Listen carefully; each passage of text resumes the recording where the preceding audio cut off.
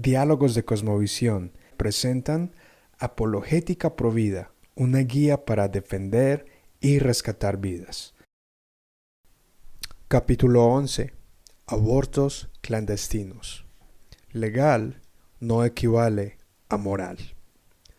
La película chilena 7 semanas, La decisión es de ella, cuenta la historia de Camila, que queda en embarazo y que a pesar que su suegro, madre y novio están felices por la venida de un nuevo miembro de la familia, ella decide tomar la decisión en aislamiento, silenciando al resto de su círculo familiar.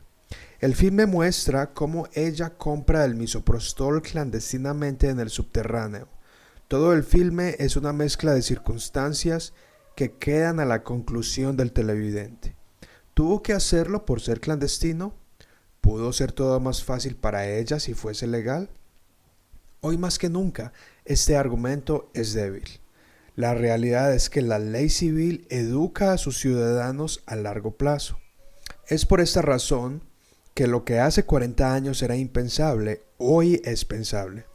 Pues por medio de la ley que protege o no al ser humano desde la concepción, se crea una cultura, ya sea de vida o de muerte.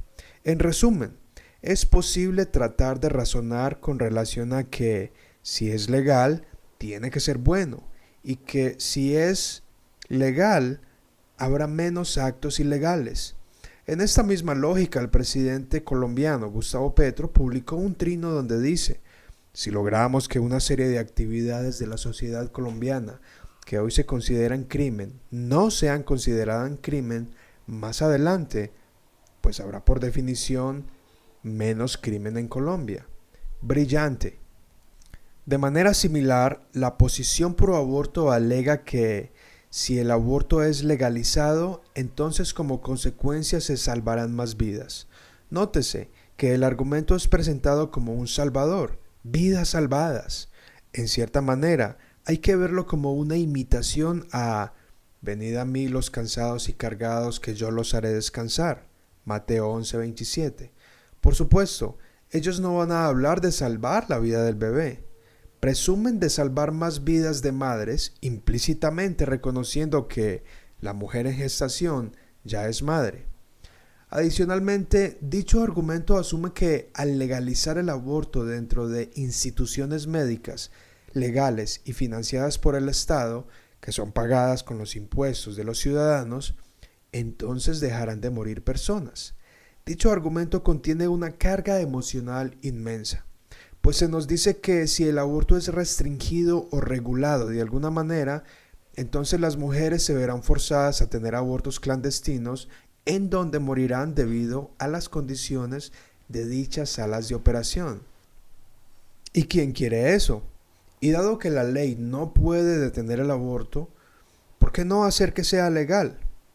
María Estanislada de Urraza, de Argentina, en relación a las leyes y la situación del aborto en aquel país, concluye lo siguiente: desde los centros de salud se estigmatiza a la mujer pobre que se embaraza, iniciando un círculo de violencia obstétrica que culmina en el aumento de abortos, porque el problema de la mujer que vive en pobreza no es el aborto clandestino. El problema de la mujer que vive en pobreza es la pobreza en sí misma y la indiferencia ante esa pobreza que la acorrala. El problema no es el aborto clandestino, el problema es el aborto. El problema con este argumento es el siguiente. Primero, a menos que comiences asumiendo que el no nacido no es un ser humano, estás diciendo, muy cuestionablemente, que si alguien corre el riesgo de morir tratando de matar a otra persona, entonces el Estado debería hacer que sea seguro y legal matar a otro. El asunto aquí es la humanidad del no nacido. Segundo, el hecho de que la ley no pueda eliminar los abortos es una necedad, pues la ley no puede detener todos los hurtos, ni las violaciones, ni el narcotráfico. El hecho de que la ley se oponga al aborto lo restringe drásticamente, así como restringe el hurto, la violación y el narcotráfico. Antes de la legalización del aborto en Estados Unidos bajo la sentencia de Roe contra Wade, en el año 1973, había como mucho 210,000 abortos ilegales por año. aunque otras estimaciones más conservadoras afirman que había unos 89,000 por año. Pero entre 8 años de su legalización, la totalidad de abortos dio un salto a 1.3 millones por año, haciendo del aborto un negocio multimillonario. Ahora había productores, empleados, promotores y clientes. Los que venden los elementos quirúrgicos, el médico abortista y la madre como la cliente principal. Es verdad que la ley no es capaz de detener todo comportamiento ilegal, pero ese no es el punto. El asunto es el estatus del no nacido. ¿Hace parte de la raza humana? Si la respuesta es sí, entonces deberíamos protegerlos de la misma manera en que protegemos a cualquier grupo que está siendo dañado injustamente. Tercero, las personas no son forzadas a tener abortos ilegales, excepto China, donde sí son forzadas a tener abortos legales. Lo que sí es cierto es que el aborto forzoso está presente en el caso de todos los países de ideología comunista socialista. Allí sí son forzados. Por ejemplo, en medio de la guerra, la ideología marxista-leninista en Colombia, con la guerrilla FARC y ELN, ellos han forzado mujeres reclutas a abortar.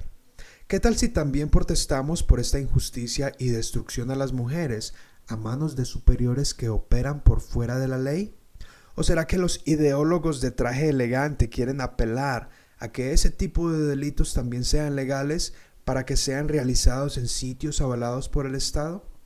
La revista Semana denuncia: aterrador, las FARC asesinaron sistemáticamente a bebés recién nacidos. Procuraduría pidió a JEP investigar este patrón criminal.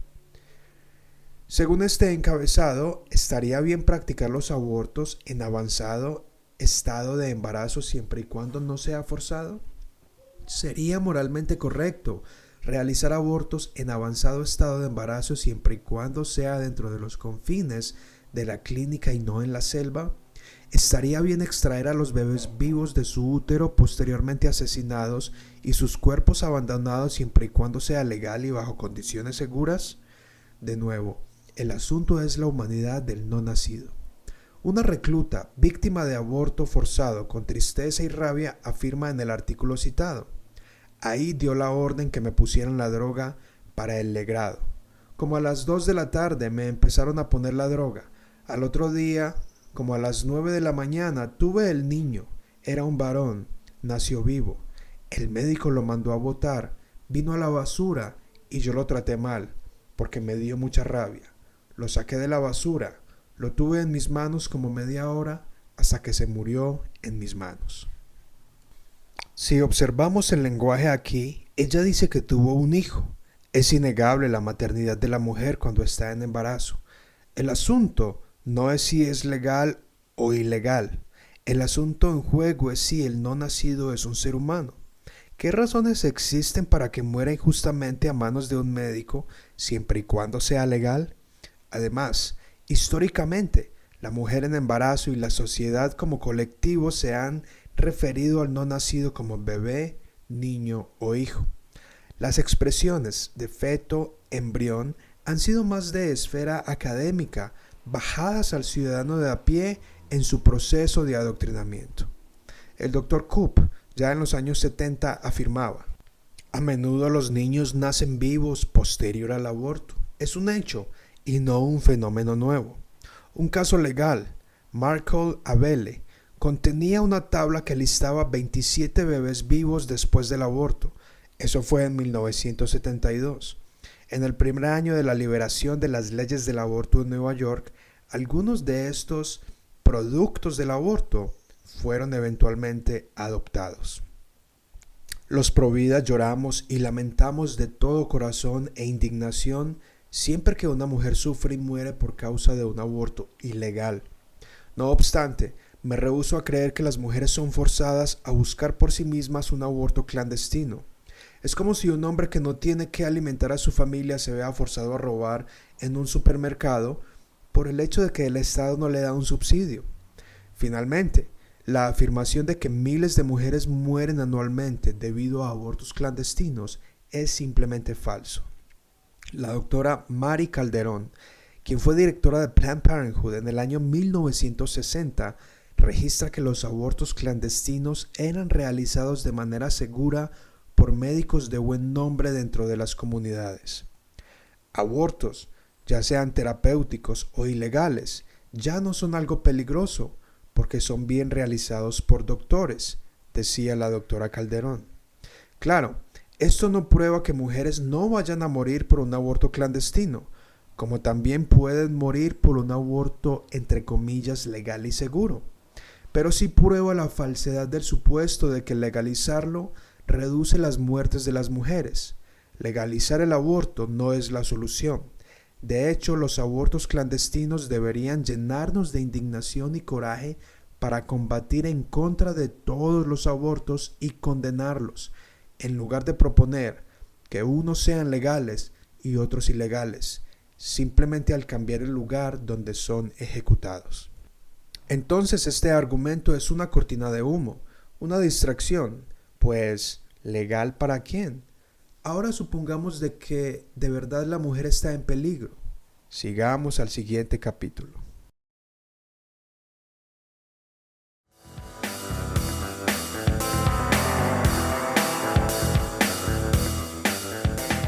¿Te ha gustado este contenido? Ya sea que estés mirando por YouTube o por Spotify o Apple Podcast, por favor suscríbete, dale me gusta, comparte, deja tus comentarios, ya que desafortunadamente la mayoría de los que ven mi contenido no están suscritos.